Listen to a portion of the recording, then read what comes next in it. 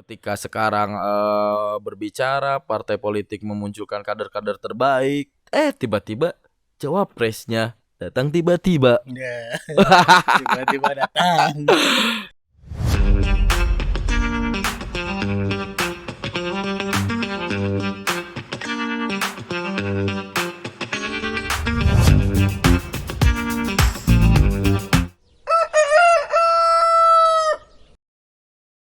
Jangan kau kecewakan aku lagi.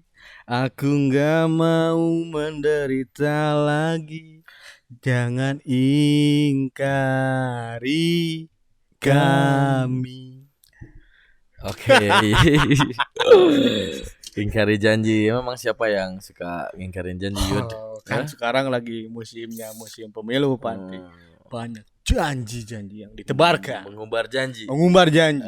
Kalau pemilu artinya berarti mereka hanya mengumbar janji, Pak Yuda. Betul, Panti. Oh. Betul, karena ya ada lah yang terrealisasi janji-janjinya, tapi kan kebanyakan juga lupa, Panti. Lupa ya. Gimana kita kalau ngeghosting perempuan misalnya kan. Jadi mereka datang hanya pas pemilu saja.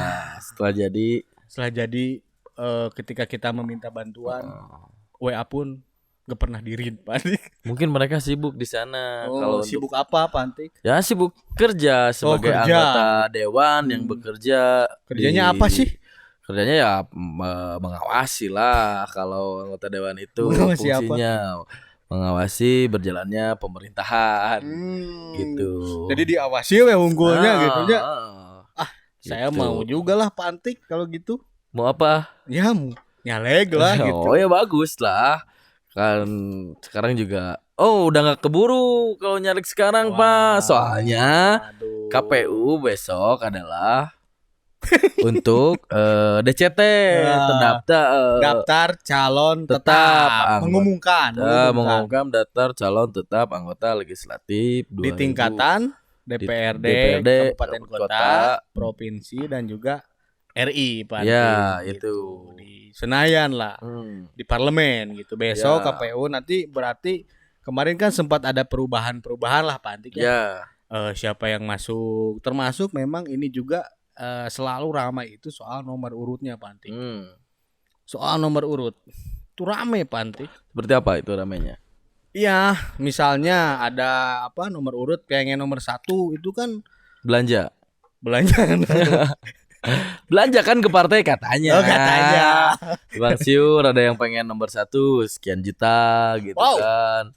Ada di beberapa partai di Zimbabwe, kalau di Indonesia enggak. Oh, di sana ya. Ya, kalau di Indonesia kayaknya penentuan nomor urut ini sesuai dengan kapabilitas dan kapasitas partai, kemudian senioritas dan dari sisi kadernya juga senioritas itu dipertimbangkan. Betul. Gitu kan. Jadi karena nomor urut itu katanya Pak juga sangat mempengaruhi, Pak Anti. Padahal menurut saya ketika dia sudah terkenal, dia pede lah maju sebagai caleg, sebetulnya nggak usah juga mempermasalahkan nomor urut, Pak Anti. Karena ketika dia bagus hubungannya dengan masyarakat, misalnya sebagai anggota dewan, calon anggota dewan, ya mau nomor urut berapapun nggak jadi masalah gitu, Pak. Iya, sebetulnya dengan perhitungan sekarang ya, dengan sistem proporsional terbuka, itu nomor urut tidak menjadi patokan, hanya nomor 1 itu kenapa bergengsi dan diperebutkan, hanya kelebihannya memudahkan masyarakat dalam mencoblos gitu kan. Kalau nomor 1 ada pangluhurna blos gitu beda. Nah sekarang mah justru yang diuntungkan itu nomor yang pertama dan yang terakhir gitu. Kalau dulu kan ketika proporsional tertutup, jangan haraplah kalau dikasih nomor senal capit gitu. Kalau dulu ada istilah bahwa nomor 7 ke bawah itu nomor senal capit gitu. Jadi itu mah caleg-caleg nggak semua menang lah gitu. Tapi kalau sekarang dengan senleg murni, dengan sistem tertutup, pembagi hasil terbuka dan senleg murni itu ya berlomba-lomba saling banyak suara. Gitu. Oke. Tapi memang juga mungkin ya Pak Antik, saya melihatnya bahwa karena kan di Pileg dan Pilpres ini kan bersamaan lah nanti mencoblosnya gitu. Ternyata memang nanti ada 5 surat suara Panti. Di KPU itu nanti pas di TPS itu ada suara DPD RI. Warna apa? Aduh, saya belum lihat warna karena kan besok baru diumumkan. Iya. Tapi udah ada ATK-nya gitu. Oh, udah, tapi kan APK-nya udah saya gak tahu gitu. Nah, besok lah nanti kita ada warna apa untuk DPRD provinsi warna apa, DPRD kabupaten kota warna apa, dan juga DPR RI. Jadi juga ini untuk memudahkan masyarakat, Pak. Iya, betul. Nah, karena Pileg ini berbarengan dengan Pilpres, memang partai-partai ini sekarang memasang kader-kader potensialnya di wilayah-wilayah potensial, Pak. Misalnya sekarang di Dapil 2 Jabar nih, Pak. Wah, ini kan. Dapil neraka Dapil neraka. Ini mereka berebut kursi melenggang ke Senayan, partainya memasang dengan orang-orang yang sudah memiliki pengalaman-pengalaman dan kapabilitas yang tinggi. Betul, gitu, Pak. Salah satunya PKS tuh. PKS memasangkan Pak Aher, kemudian ada juga di Golkar tetap incumbent ya, Pak Aceh. Di PAN ada Pak Ahmad Najib. Di PKB ada Pak Cucun. Iya. Gitu. Demokrat ada Dede Yusuf. Iya. Gitu. Taufik Hidayat di Gerindra. Dengan Rahel Maryam. Wah, ya Pantik. Di Nasdem ada Rajif. Yang terus bersama-sama Raffi Ahmad. Iya. Rajib itu pengusaha angkot ya katanya ya. Oh, karena di angkot-angkot banyak. Iya, memang karena kan belum DCT ya. Belum DCT, belum ditetapkan, tapi sudah ada di angkot-angkot. Ya nggak apa-apa, masyarakat mau berpikir bahwa beliau ini pengusaha angkot nggak apa-apa, karena kan namanya juga ada di belakang angkot. Iya kan. Itu salah satu, bukan artinya pengusaha angkot, ini salah satu trik kampanye yang memang banyak juga dilakukan oleh caleg-caleg lain karena memiliki efektivitas yang cukup tinggi. Karena di angkot kan, angkot mah selain penumpangnya pada naik di situ kelihatan kan mobilitasnya warawiri. Denny Cagur, Pak. Wow. Yang suka ngegombal. Iya, Denny Cagur. Nanti mungkin ngegombalin rakyat, jangan sampai lah Pak Denny ya. Hanya ngegombal rakyat. Rakyat ini butuh kepastian Pak Denny gitu ya. Iya, artinya semua partai mengerahkan kader-kader terbaiknya di Dapil 2 Jabar. Nah, ini gitu juga kan. Kita juga masih ini Pak Antik sebetulnya apakah memang kader terbaik atau memang kader populis, Pak?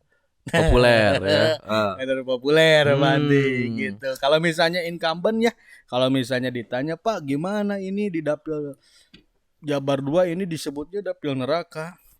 Saya bukan politisi baru, tapi saya udah beberapa kali menang di sini. Silakan mau menurunkan siapapun gitu, karena memang mungkin Pantik incumbent ini kan tentunya lah selama 5 tahun kemarin menjaga basis Pantik. Iya, dia udah memiliki konstituennya, gitu. Terlebih dia juga udah memberikan anggaran-anggaran aspirasi yang disalurkan ke masyarakat. Tapi potensi untuk kemenangan tokoh-tokoh ini memang cukup tinggi. Cukup tinggi Pak Antik. Memang juga tahun 2019 ya, kalau misalnya tidak ada perubahan Pak Antik, ini yang diperebutkan adalah 10 kursi. Iya betul, 10 kursi. Nah nggak tahu nih DCT sekarang apakah berubah per dapilnya ditingkatkan. Masih sama. Jatah kursi di Dapil 2 itu 10. Sama juga di Dapil Jabar 1. 7 ya? 7. Diperebutkan oleh 18 partai politik. Akhirnya ada 8 yang memang nanti akan tersisih Pantik. 9 partai, 18 partai ya benernya. Sekarang 18 partai gitu kan. Dengan memang cukup luas wilayahnya karena kan mencakup Kabupaten Bandung dan Kabupaten Bandung Barat. Gitu. Kalau kemarin sih terakhir Pak Aher bercerita. Wow. Gitu. Kenapa? Orangnya Pak Her. Oh, bukan. Kan kamu juga ada. Kalau Pak Aher kemarin ketemu cukup percaya diri akan menang di dapil tersebut. Ya. Karena meskipun Pak Aher ternyata orang aslinya Sukabumi, tapi rumahnya itu ada di situ di Kabupaten Bandung. Dapil sana. Jadi ibarat kan katanya saya mah buka pintu saja udah dapil. Kan ketika ditanya, Pak, kenapa nggak Sukabumi lagi? Karena sebelum jadi gubernur kan dia anggota dewan dari dapil Sukabumi. Nah, sekarang kenapa di Kabupaten Bandung? Karena kan sekarang tinggalnya di Pasir Impun ya. Pasir Impun. Karena katanya kalau sekarang mah nggak pusing-pusing gitu kan. Kalau ke dapil tinggal buka pintu udah dapil gitu. Tapi memang incumbent ini ya tadi yang disebutkan Pak Antik, ada Pak Aceh, Pak Deddy Yusuf, memang sekarang juga ada calon penantang barunya seperti tadilah Denny Cagur. Nah, ini yang jadi juga ingin saya tanyakan, ini kenapa partai selalu memasangkan artis lah Pak Antik ya untuk menggait suara di pileg gitu. Karena kan kita juga sudah banyak lah kita ketahui beberapa artis yang akhirnya dia juga berhasil gitu kan. Betul. Yang gagal juga banyak gitu. Nah, ini sebetulnya strategi apa nih Pak Antik yang dilakukan oleh partai? Kalau menurut saya ya dari yang saya baca-baca lah karena saya bukan pengamat Pak, jangan tanya saya ya Pak. Nanti ke depan lah kita tanya-tanya pengamat dan pakar-pakar politik yang ada di Jawa ini. Kalau menurut saya kenapa partai-partai ini memasangkan artis, itu ada kelebihan tersendiri Pak. Ketika salah satu orang dinaikkan untuk menjadi caleg, itu harus ada kerja untuk meningkatkan popularitas. Nah, ketika kalau partai memasangkan artis, itu tidak harus memikirkan popularitas Pak. Karena nggak populer. Karena udah populer, tinggal memainkan elektabilitas. Nah, yang sulit itu menaikkan elektabilitas dalam pileg Pak. Nah, ketika elektabilitas itu naik beriringan dengan popularitas, yang sulit itu Pak mengkonversikan antara elektabilitas menjadi suara Pak. Nah, kenapa banyak artis-artis yang juga kalah? Pikir saya mereka merasa menang secara popularitas dan elektabilitas, tapi tidak bisa mengkonversikan elektabilitas itu ke suara gitu Pak. Kan kadang juga artis Pak, maaf ya Pak, kalau berbicara pileg gitu, berbicara popularitas, elektabilitas dan isi tas Pak. Karena butuh Pak Antik. Iya. Butuh. Mahal Pak. Logistik itu Pak Antik. Iya. Jangan dulu main satu suara misalnya 100.000. Ya Pak. Itu kan bisa bisa banyak lah dana yang dikeluarkan. Dan juga kalau misalnya langsung transaksional ke masyarakat itu pidana juga bisa money politik. Akhirnya mereka menggunakan metode-metode saksi Pak. Kalau saksi kan itu operasional dan tugas dari partai atau dari caleg gitu. Sepertinya akan banyak dilakukan. Di samping memang akan adalah transaksional. Kalau saya bisa mengutip bahasa bukan. Romi. Roma Hurmuji. Ini ketua umum P3. Nah, dia bilang kalau pileg itu hati-hati jangan salah ngasih amplop. Karena takutnya nggak jadi suara. Iya, itu. Nah, mungkin kebanyakan artis ini di tataran itunya kurang jago Pak. Berbeda dengan politisi yang sudah berpengalaman. Dia selain memiliki konstituen yang jelas, juga urusan babagina guys halus. Urusan babagina.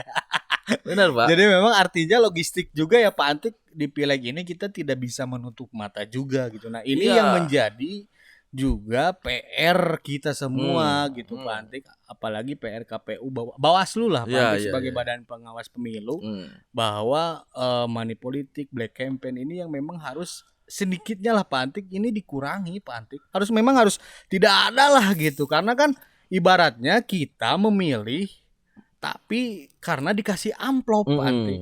Kita tidak tahu apa yang akan mereka kerjakan di dapilnya, kita tidak tahu aya amplop misalnya. Kan juga itu juga merusak demokrasi menurut saya Pak Anti. Betul. Gitu.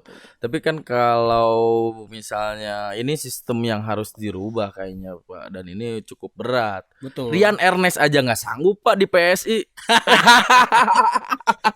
Dia juga kemarin cerita habis berapa ya? Iya, katanya si PSI ini tanpa uang.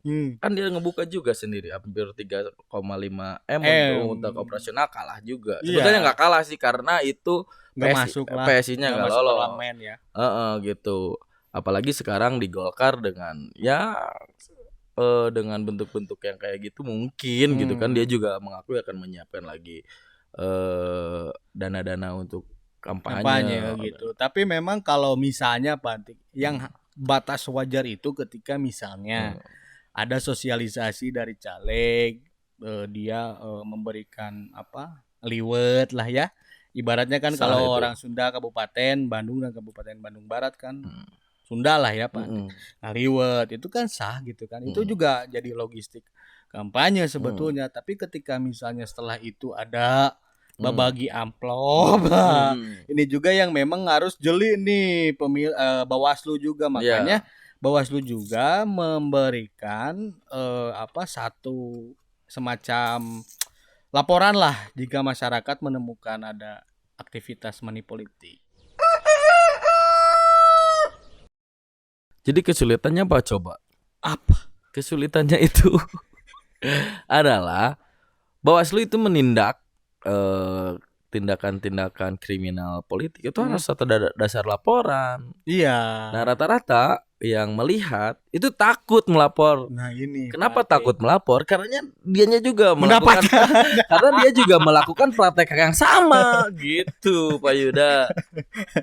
Ya, artinya demokrasi kita akan semakin mahal, Pak Anti. Oh iya. Kalau misalnya cara-cara seperti itu masih tetap dilakukan, Pak Antik, daripada money politik mending money changer, Pak Antik. Iya, banyak uangnya. Duitnya ya loh, Bang, iya, gitu kan. Benar. Tahu nggak Pak Yuda, di 2019 banyak beredar foto yang uang di satu ruangan udah disapukeun teh. Katanya itu uang untuk operasional kampanye. Padahal mah teuing foto naon itu kan. Memang selama ini juga saya bagaimana entah tim sukses atau apalah ya Pak Antik itu bisa mendistribusikan uang tersebut, Pak Antik. Ini masih kasat mata lah dilihat itu seperti apa sih prosesnya, Pak Antik. Apakah kita perlu mendatangkan tim sukses yang suka bagi-bagi duit? Ya, di sini itu kita tanya gitu, Pak Antik. Nanti kan si mukanya kita hitamkan, suaranya gitu. Suaranya sebetulnya saya. Gimana kalau misalnya kita undang Pak Antik, ada yang berani bersuara soal itu, karena ini abu-abu Pak Antik kan kita juga tidak bisa melihat bagaimana proses pendistribusian uang tersebut, Pak Antik. Ini mah kayak hitut lah ya. Ada baunya tapi nggak kelihatan gitu. Ini yang memang sangat canggih. Apalagi kan sekarang sudah teknologi sudah berkembang, Pak Antik. Nanti mungkin yang mendistribusikan uang lewat kris misalnya. Ya, bisa transfer misalnya. Iya. Shopeepoo. Wah, Shopee Pay Later. Karena Gojek misalnya bisa jadi kan kita tapi tidak tahu, Pak. Iya, bahkan yang kemarin selingkuh juga Pak Antik lewat aplikasi Gojek, Pak Antik. Iya, kan saya tidak Pak Antik. Iya. Susah memang kalau jadi artinya ini harus ada kerja keras dari meskipun kerja keras dari penyelenggara gitu ya, pengawas pemilu terkait praktek-praktek money politik dan kecurangan politik itu tidak akan terselesaikan di 2024 atau bahkan di 2029 nanti, kecuali ini harus ada kesepakatan dari seluruh partai mungkin ya, jangan menggunakan politik uang, tapi munculkanlah kader-kader terbaik. Ketika sekarang berbicara partai politik memunculkan kader-kader terbaik, tiba-tiba cawapresnya datang tiba-tiba. Ya, tiba-tiba datang. Jadi aduh, saya memang agak pusing nih melihat Ya, pemilu saat ini, baik pilpres, pileg, apalagi nanti pilkada yang akan dipercepat. Dinamika politik saat ini sangat cepat, Pak Yuda. Betul, susah betul, dibaca Pak. gitu Sudah kan. dibaca. Sehingga memang akhirnya nanti si para caleg ini juga kan dia harus mengkampanyekan diri sendiri, harus mengkampanyekan betul. juga capresnya. Iya, dia harus membesarkan partainya untuk maju melenggang di pilkada. Sebetulnya pileg sekarang akan sangat melelahkan ya, Pak ya. Gitu. Saya juga yang akan takut lagi di pemilu sekarang itu adalah petugas-petugas KPPS, Pak Yuda. Betul, Pak Antik, yang kemarin sempat kan ada tragedi gitu kan. Beberapa orang yang meninggal karena dia sebagai petugas KPU. Makanya kan ada syarat di KPU sekarang kesehatannya dicek kesehatannya. Pak Antik jadi PPK nggak? Oh, nggak bisa saya. Janganlah. Jangan. Nggak mau ya? Nggak mau lah. Takut mati. Soalnya juga jadi KPPS kan juga cuma dibayarnya Pak Antik. Iya. Nah, kecil. Sekarang itu kalau besar saya mau. Iya, jadi salah satu bukan profesi ya kalau itu ya. Kalau KPPS apa sih? Salah satu momentum 5 tahunan lah Pak Antik. Iya, itu yang yang mengancam jiwa sekarang, Pak. Karena terlalu banyak itu, Pak Antik. Coba. Serentak. Iya, coba.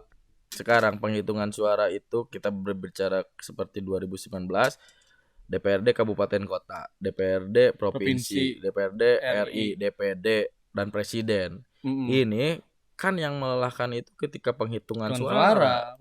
Ada waktu saya lihat itu ada penghitungan suara ketika sudah larut malam, tapi ada salah satu saksi dari salah satu partai meminta penghitungan ulang. Beres-beres jam 3 subuh. Coba penghitungan. Ini kan harus harus diperhitungkan lagi, Pak. Istri saya juga, Pak Antik, waktu 2019 kan jadi petugas KPPS, Pak Antik. Sampai jam 1 saya nungguin, jam 2 lah. Jam 2 itu baru beres, Pak Antik. Sementara saya ini pengantin baru, Pak Antik. Gak disentuh. Udah pengen kayak gitu, udah hese, Pak Antik. Upahnya berapa sih? 500 ribu Pak Antik. Itu dipakai langsung honeymoon ke Jogja sih. Karena kurang ini teh ya anggaran untuk honeymoon. Akhirnya lah istri jadi petugas KPPS Pak Antik. Oke. Jadi seperti itu segelumit tentang pemilu 2024 ini yang bakal terjadi, yang tidak akan jauh beda seperti 2019. Betul, Pak Antik. Tapi mungkin Pak Antik ini mah optimisme saya ya Pak Antik. Ya. Tapi mungkin di 2024 ini masyarakat akan lebih cerdas Pak Antik. Karena mungkin masyarakat juga, saya punya optimisme bahwa sekarang dia tidak hanya melihat siapa yang memberi amplop besar Pak Antik, tapi lebih kepada nyaate ke rakyatnya gitu. Ketika ada permasalahan yang harus dibantu, datangnya dia ke dapilnya, menyapa tidak ke masyarakat.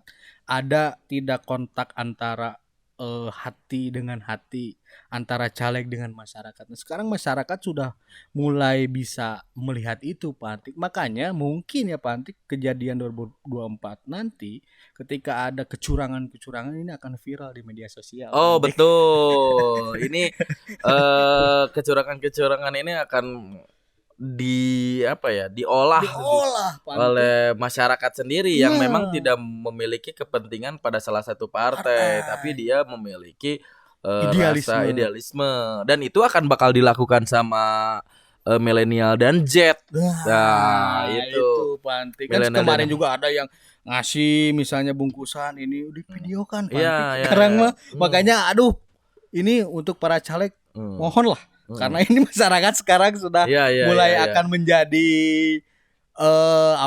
semacam hakim di media sosial lah gitu Bang. Betul. Tapi ketika semoga ini akan berjalan baik agar semua praktek-praktek politik yang curang juga tidak terjadi lagi. Ya, kita lebih melihat sosok yang memang dia nyaah gitu ke masyarakat. Apa yang ingin dia perjuangkan misalnya, kan sebetulnya nggak usah ada program kerja Pak Antik. Caleg itu ngapain?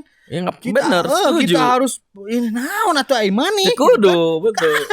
Ini saja gitu, misalnya ada bantuan dari pemerintah, dia yang harus menggedor pemerintah, Iya. bantuannya harus ditambah dan lain sebagainya. Itulah fungsi DPR, Pak Antik. Fungsi legislator. Fungsi Itu legislator, kadang bukan bikin program gitu. iya. Mahasiswa oke bisa nyen program. Eta ada orang yang saya agak menggelitik gitu kan. Suka ada caleg-caleg nyian program. Aduh. kemana? Ya, mungkin dia merasa bahwa caleg juga sama berkedudukan seperti kepala daerah. Mungkin berpikiran mereka. Tapi ya tolonglah sebelum jadi calon anggota legislatif tahu dulu lah fungsi legislatif. Gitu, Pak Antik. Jadi kepada pemirsa yang ada di sana tolong ya jangan menerima Asik.